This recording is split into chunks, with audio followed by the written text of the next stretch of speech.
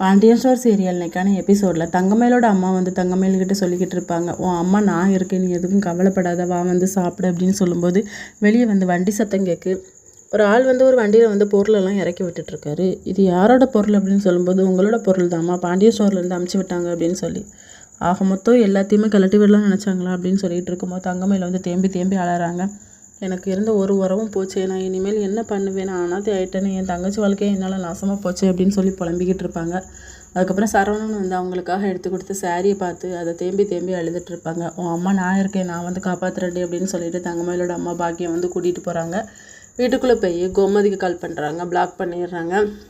அதுக்கப்புறம் மீனா, ராஜி, பழனி எல்லாருக்குமே கால் பண்ணுறாங்க. எல்லாருமே பிளாக் பண்ண சொல்லிடுறாங்க.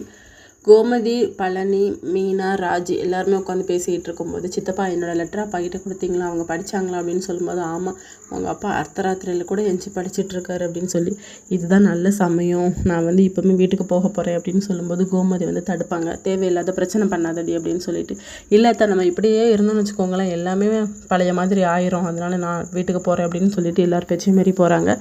இதோட இன்னைக்கான எபிசோட் முடியுது.